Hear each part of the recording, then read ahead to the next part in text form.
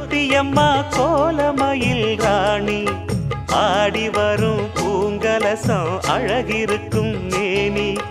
தேர் நடந்து தெருவில் வரும் ஊர்வலமா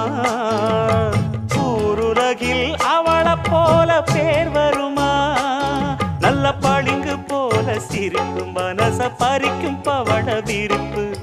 விளங்கிடாத இனிப்பு விவரம் புரிஞ்சிடாத துடிப்பு